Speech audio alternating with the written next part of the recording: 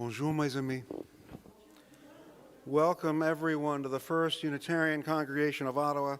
Whether you are here with us in Worship Hall or watching from wherever you may be, you are welcome.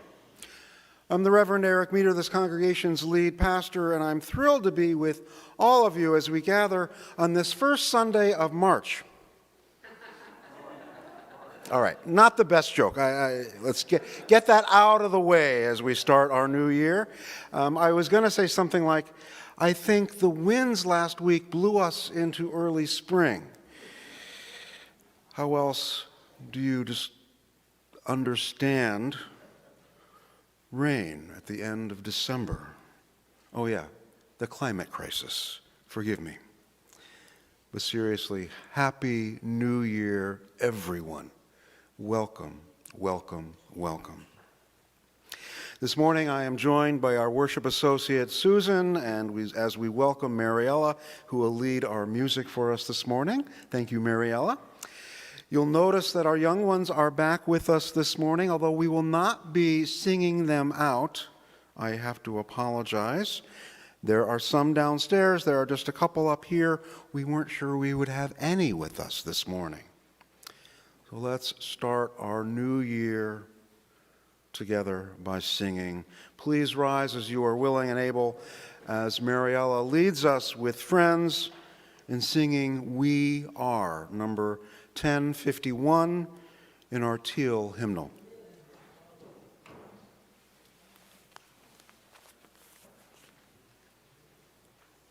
And I recommend you look at the screen, it'll be a lot easier. There's some interesting repeats in this song, so there we go.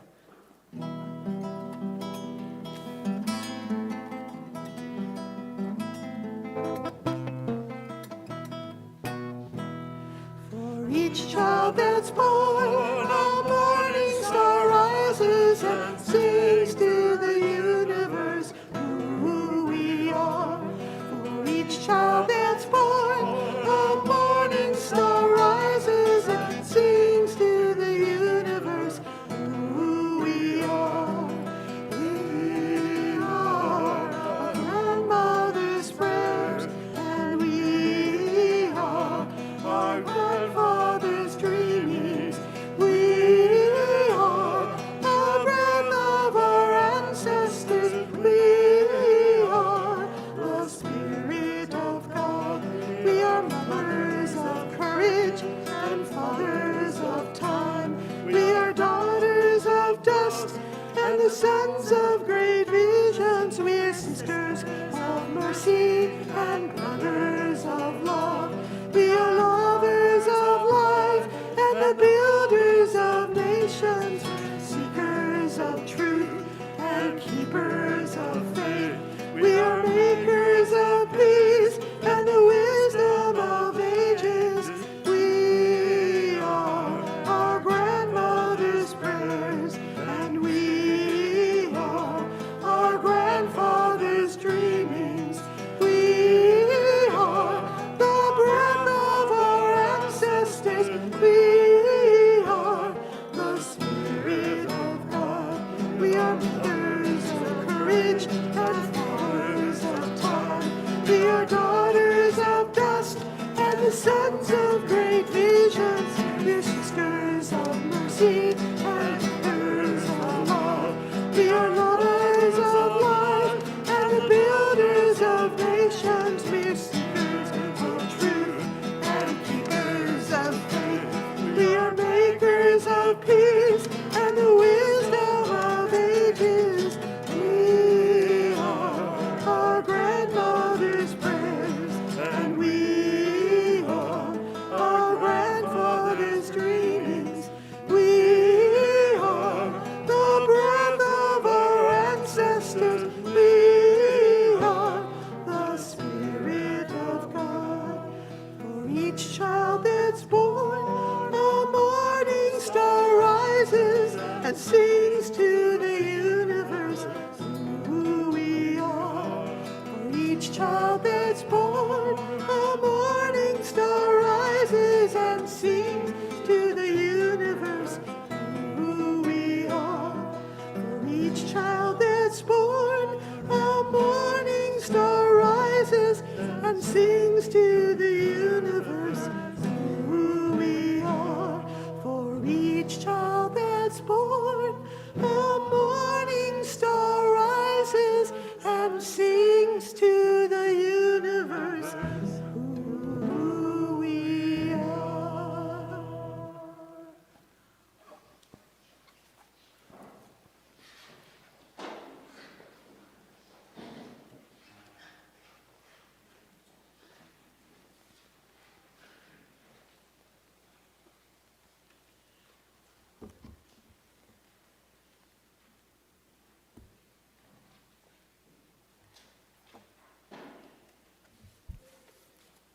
Good morning, everyone. Once again, welcome to the First Unitarian Congregation of Ottawa. My name is Susan, and I am pleased to serve as Worship Associate this morning.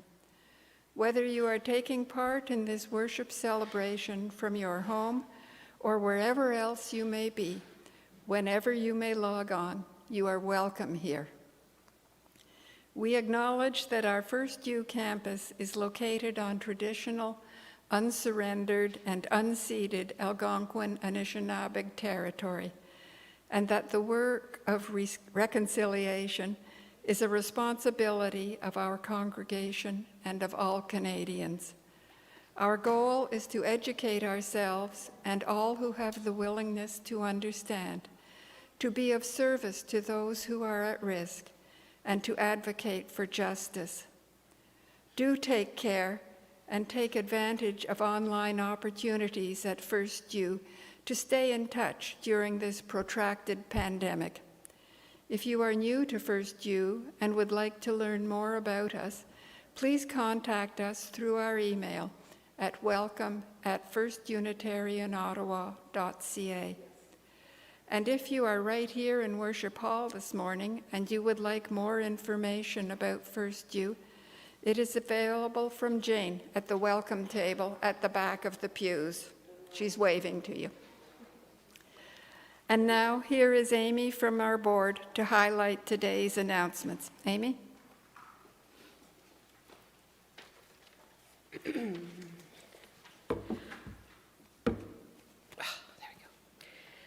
Hello, good morning.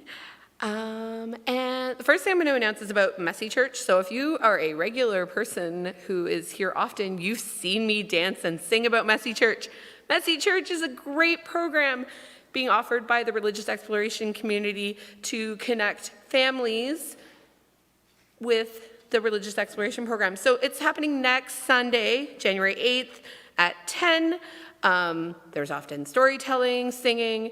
We eat breakfast. It's amazing. I recommend anyone with grandkids or with children to come, and it's for kids under 8. And so it's tomorrow. It's next week. If you'd like to come, if you could RSVP by Thursday, that would be great, so that we have enough breakfast for everyone to come. And it's you can register on the website. There's some other announcements for religious exploration as well. So the Coming of Age program is coming up. It's a 5-month program, and it's geared to youth aged 12 to 14 and allows them to explore their religious thoughts and spiritual beliefs and that kind of thing. And that information is in the EUU. So if you have a child in your life who is 12 to 14 who you think might benefit from the program, the information is there.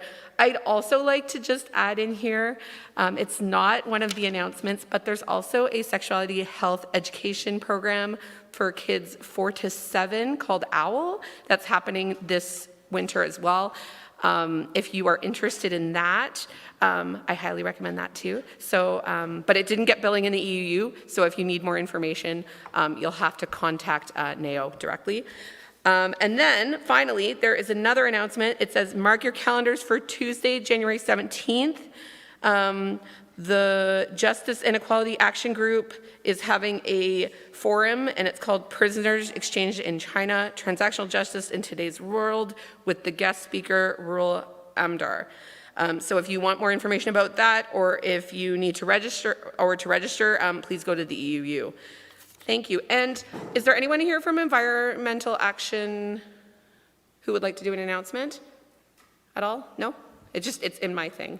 All right, so I'm going to keep going. Sorry. Okay, so thank you for your... All right, so if you're not signed up for the EUU, our weekly email newsletter, you should do that. Check out Facebook and Instagram if you want to know more about us and to find notices and updates. Our calendar continues to be as full as ever, even though there are global health challenges, and many of our activities are still happening on Zoom. Whatever your heritage, whatever your faith, whomever you love, and however you identify, today you're part of our spiritual community, and welcome.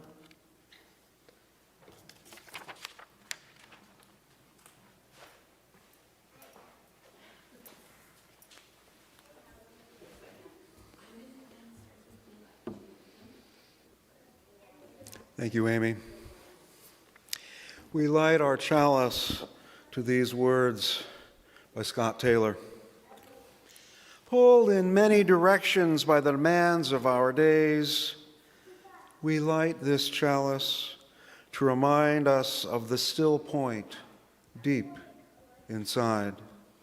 Made unsteady by the winds of unpredictable paths, we light this chalice to remember the shelter of each other, longing for lights that lead us back to our truest selves. We kindle this chalice to illuminate the faces of friends and sacred companions, recalling once again that we find our way through all the willingness to take another's hand.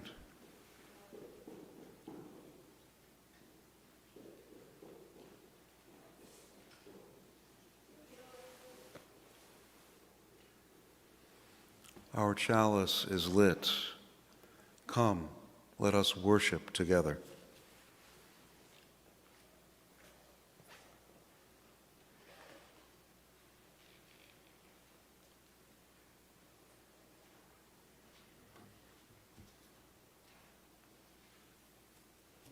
Our centering words are by Gretchen Haley.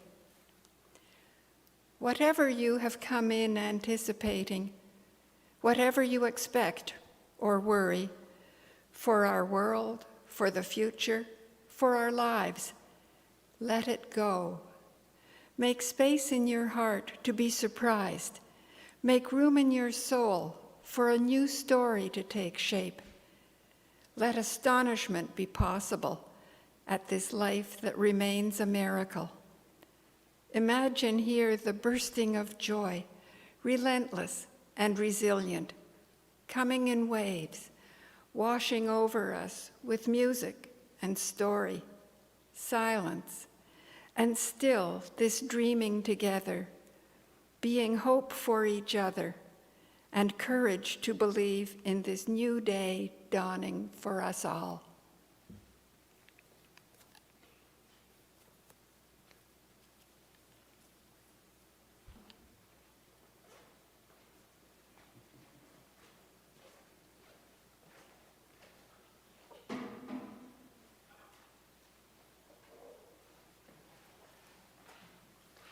Thank you, Susan.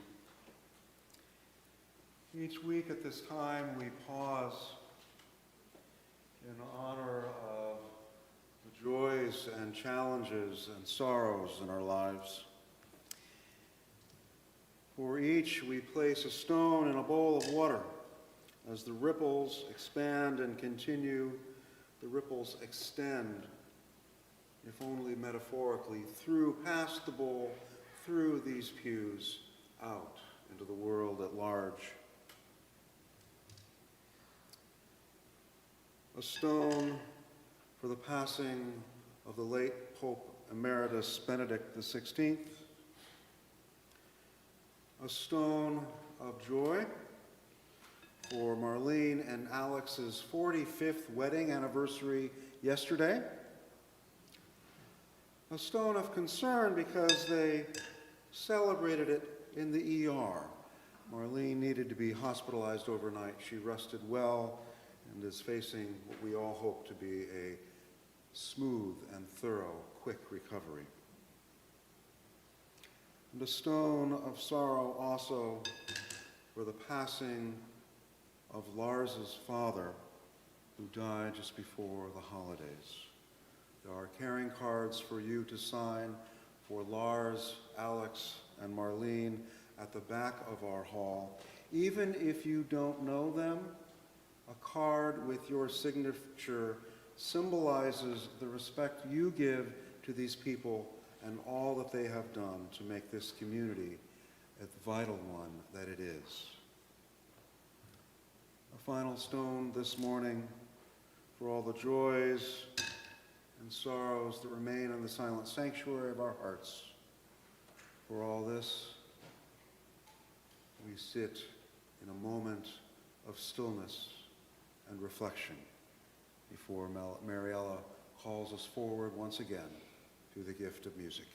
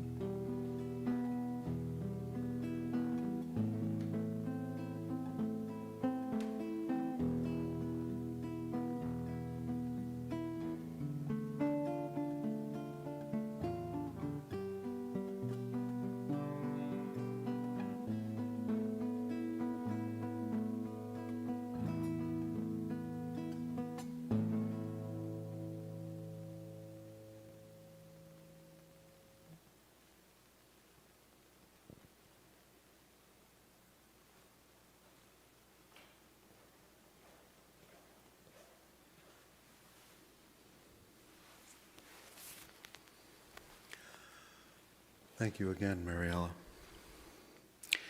Susan and I have two readings for you this morning as we begin a new year and return to the depth of winter. They may help us all do what we can to start out on the right foot. The first is some years ago now, and the point is, I think, as relevant as ever. This is More Than We Deserve by Robert Walsh. He begins, and again, I said this was years ago, I think 35 to 37 years ago. He begins, I heard the second Brandenburg Concerto played in honor of Bach's 300th birthday, and I was swept away. I remembered a story about the people who send messages into space. Someone suggested sending a piece by Bach. The reply was, but that would be bragging. Some say we get what we deserve in life, but I don't believe it. We certainly don't deserve Bach. What have I done to deserve the second Brandenburg Concerto? I have not been kind enough. I have not made enough justice. I have not loved my neighbor or myself sufficiently. I have not praised God enough to have earned a gift like this. Life is a gift we have not earned and for which we cannot pay. There is no necessity that there be a universe, no inevitability about a world moving toward life and then self-consciousness. There might have been nothing at all. Since we have not earned Bach, our author concludes, or crocuses or lovers, the best we can do is to express our gratitude for the undeserved gifts and do our share in the work of creation.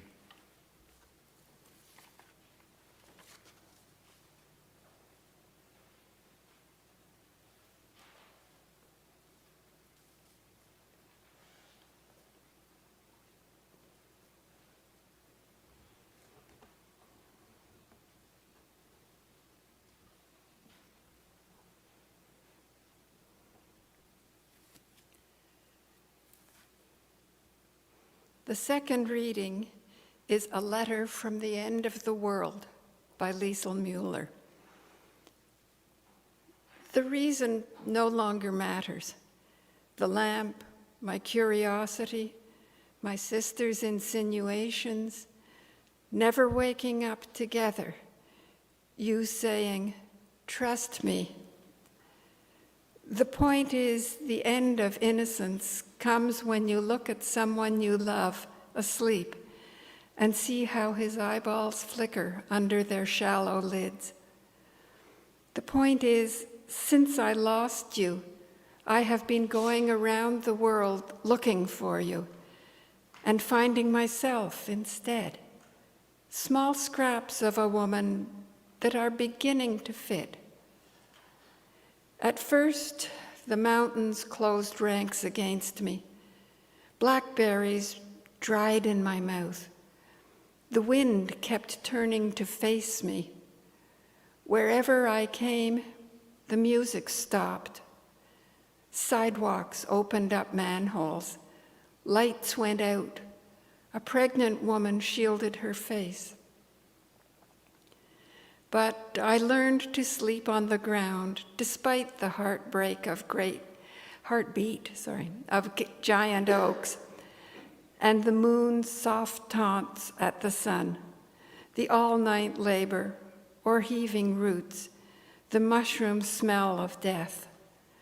I learned not to throw the bouquets the wretched made of their wounds back in their faces, to accept tears brought me on red pillows, to knock on plain white doors without windows or peepholes, not knowing whose voice would say, come in.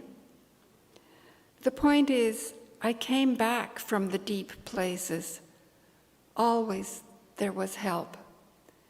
A man or woman who asked no questions. An animal's warm body. The itch in my muscles to climb a swinging rope. I started out as a girl without a shadow, in iron shoes. Now, at the end of the world, I am a woman full of rain. The journey back should be easy. If this reaches you, wait for me.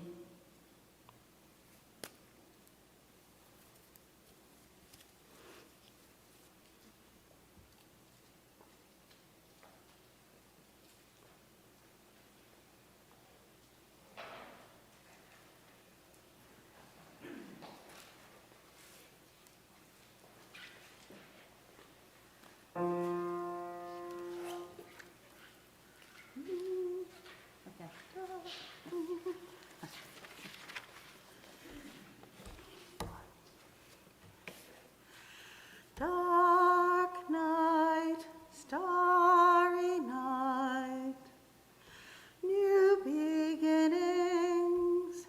Dark night, starry night, will come to be.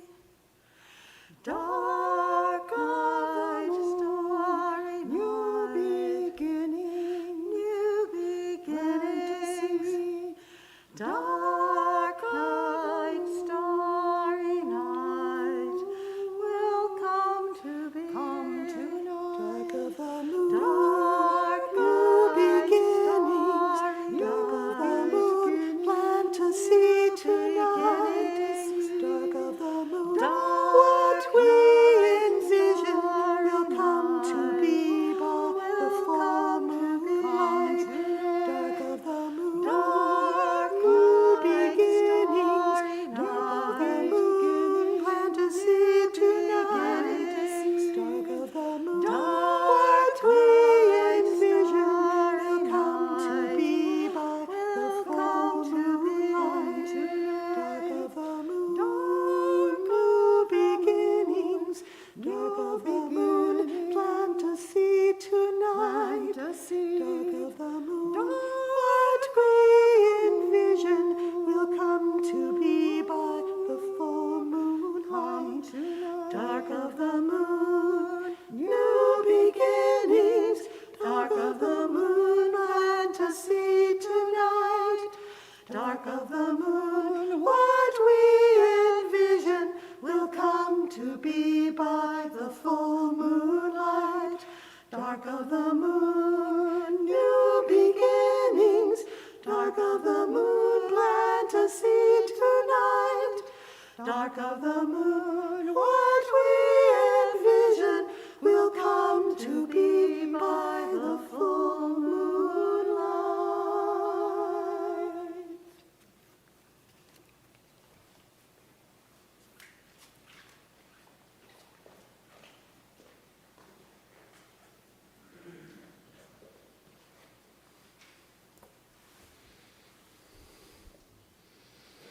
Thank you for that gift.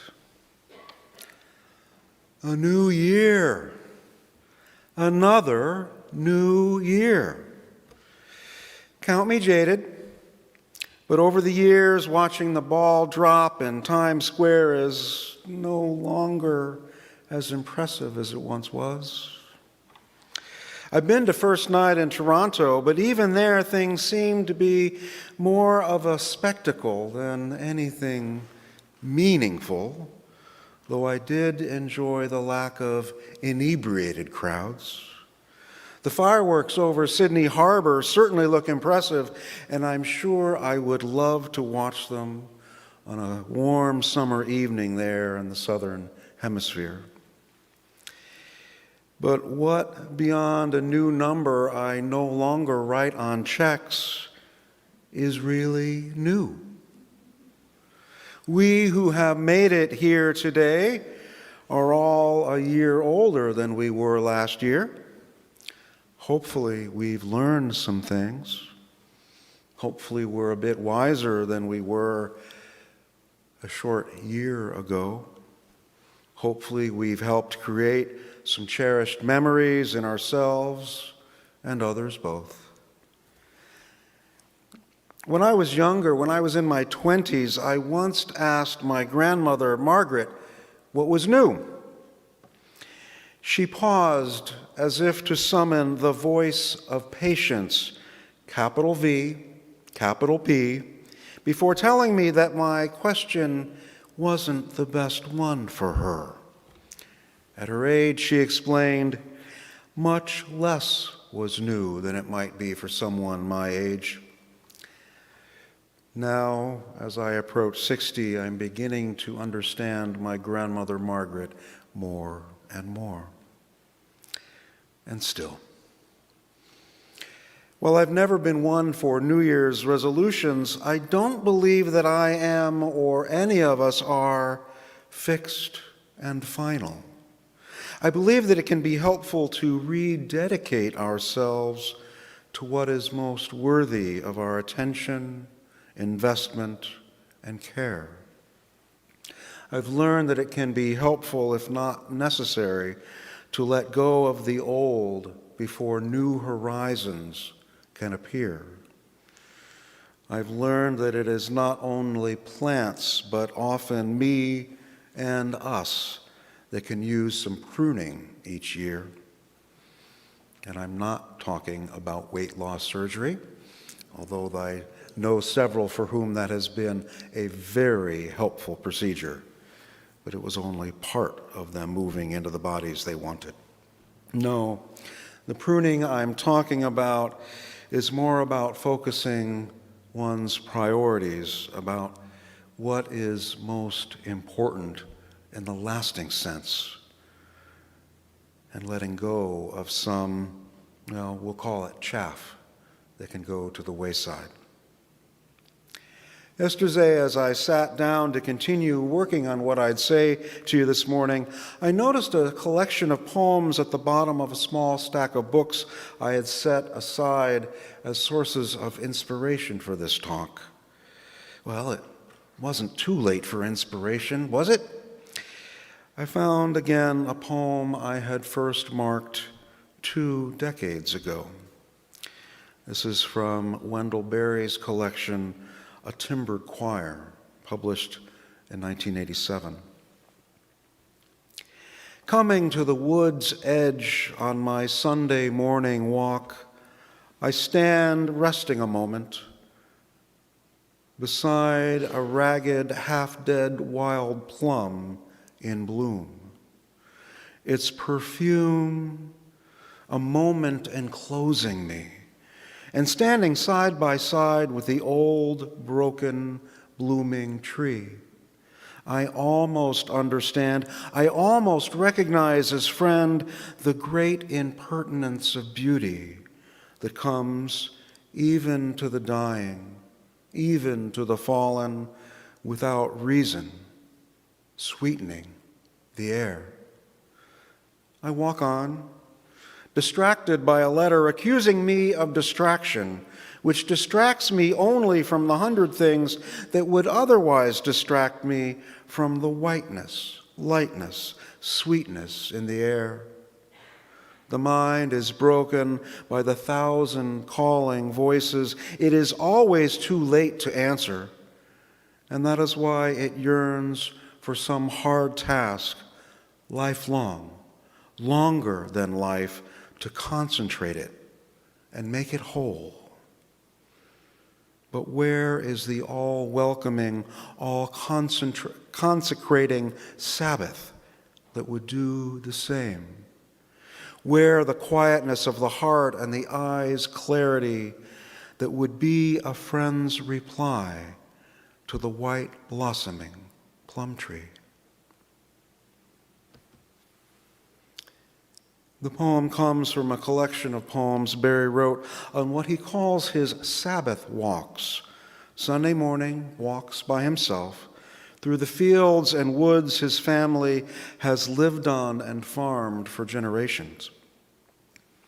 I love the lines, "The mind is broken by the 1,000 calling voices. It is always too late to answer, And that is why it yearns for some hard task, lifelong, longer than life, to concentrate it and make it whole. He speaks of the large task, and a task large enough to concentrate the mind and make it whole. I might add that such a task might also consecrate a person, a community, and make them whole. This month of January, I will be devoting my addresses to you on a sense of finding our center, finding work that makes us whole, finding other things that make us whole as well. Because, of course, not all life is work. And so Barry asks, where is the consecrating Sabbath that restores the quiet center of our hearts? He suggests that we can find it in the lingering beauty of a wild plum, broken, but still in bloom, in the strength and resilience of life, despite its ever-present vulnerability and the fact that, sadly, all our days are numbered.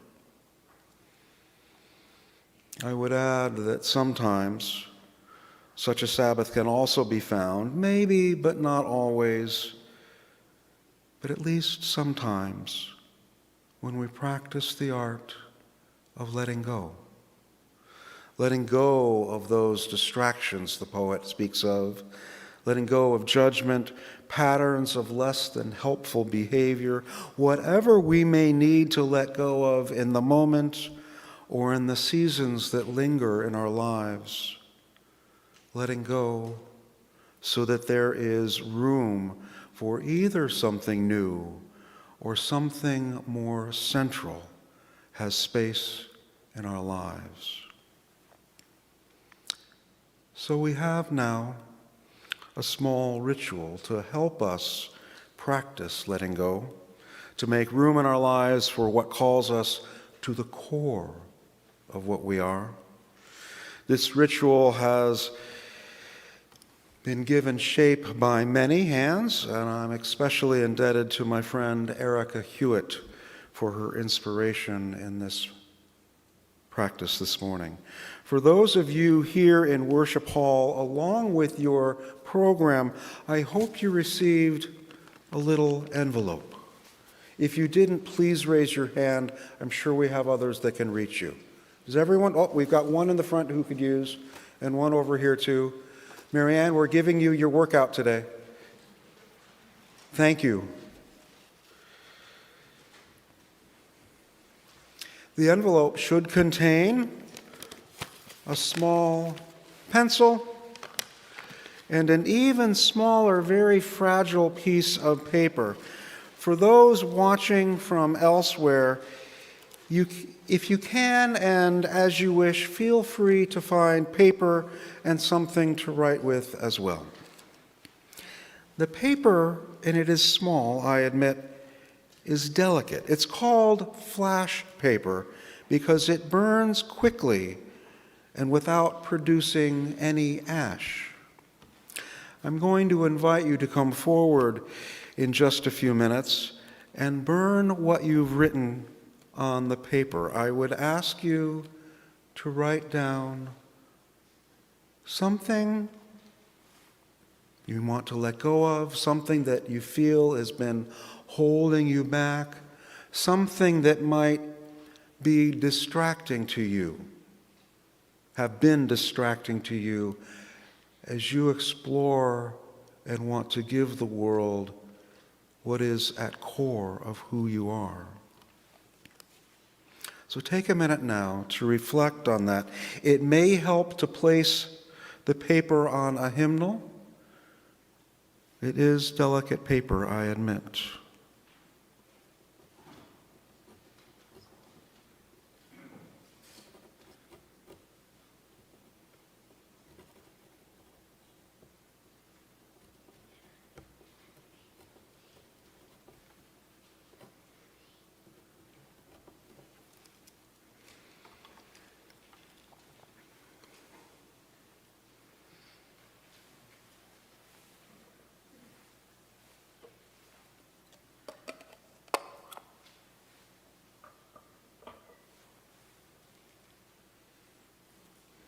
I'm going to place fuel in the bowl before me, which I will light from our chalice flame. And I want you to know that there is a container with water and a very wet towel. We're going to be safe this morning.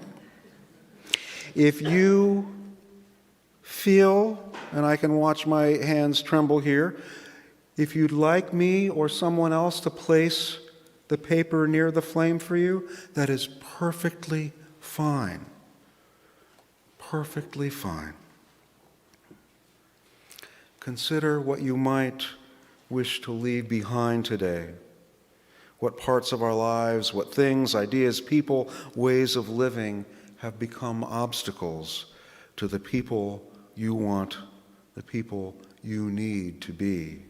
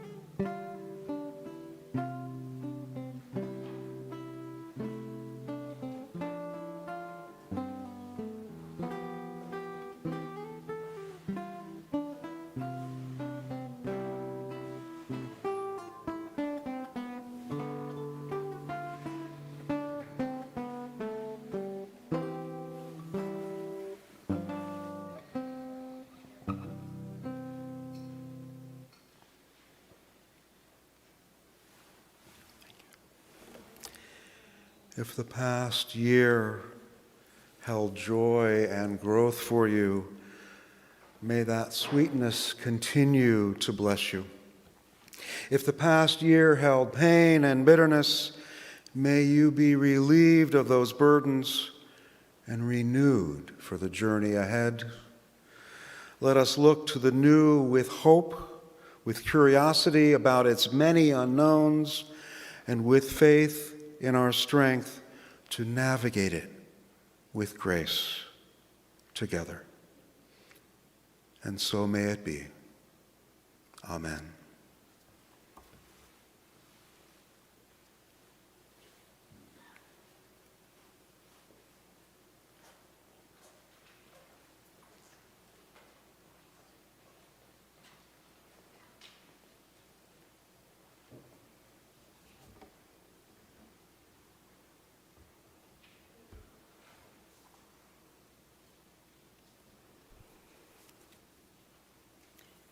This congregation has a long history of care, vitality, and bringing people together to move the arc of justice forward.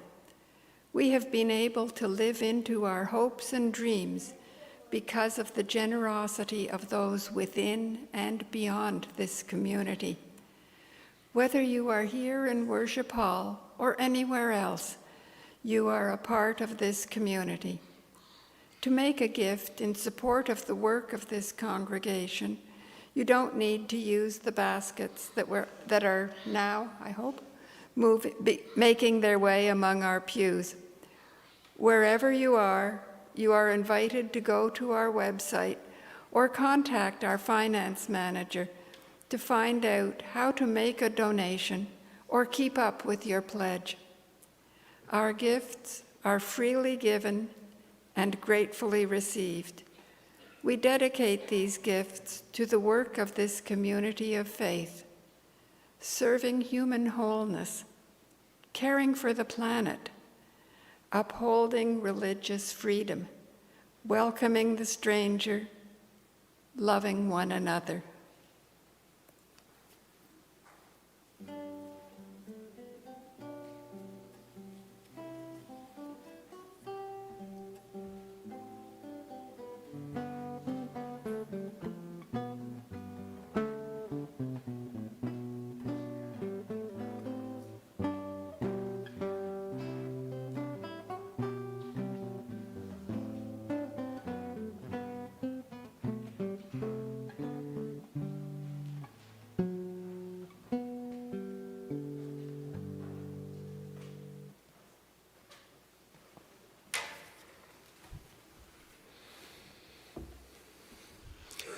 And now let us rise again as we are willing and able to sing once more. Our closing hymn this morning will be The Fire of Commitment, number 1028 in your teal hymnal.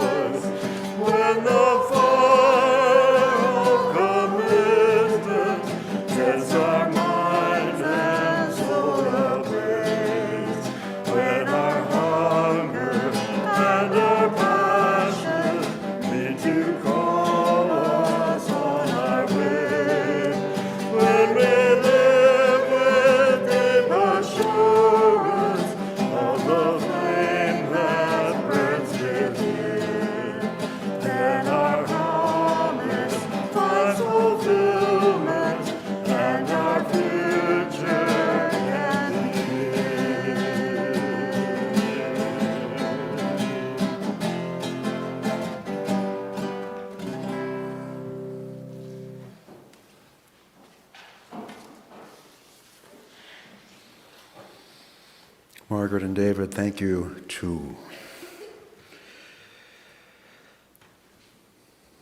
Before we close this time of worship and reflection, a reminder that our online fellowship hour will begin at 11:30.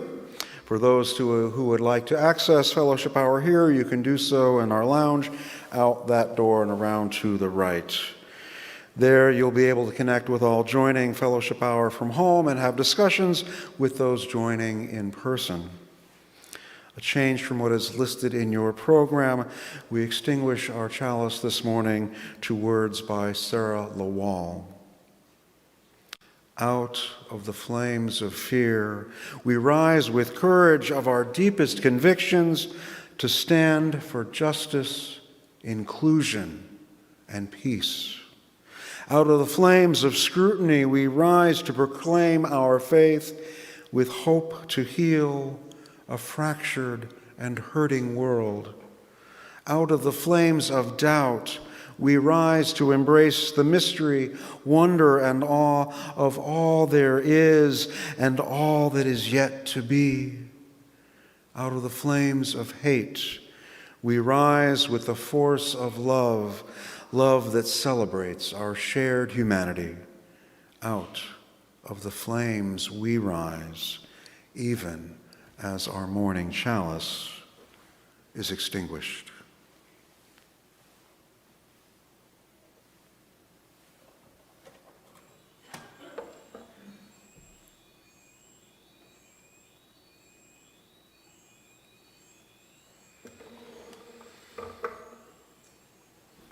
The flame resides in each of you. The spark of our connections and faith remain. Mariella, will you bless us once more?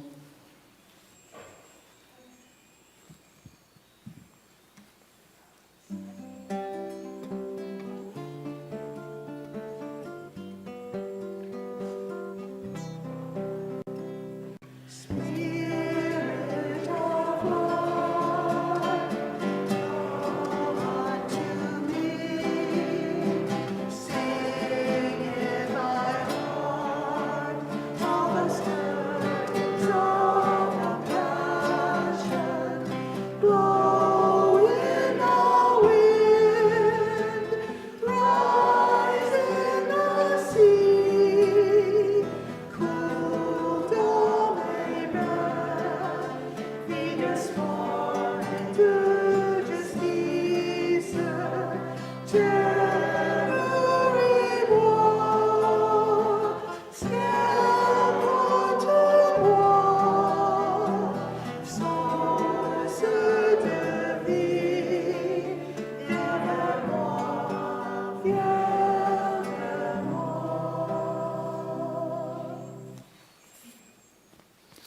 If you will, reach out to those near and those beyond as well. As we prepare now to leave this space, may our hearts remain open, reach, and our minds remain clear. We are people of both reason and heart, of both memory and hope. May we also remain people of love, providing a place in this world for our spirit, a place that can best be called home. As now we return to the challenge of helping the world come alive in love, let me say once more, go in peace, my friend, at the start of a new year with all the possibilities before us. Go in peace.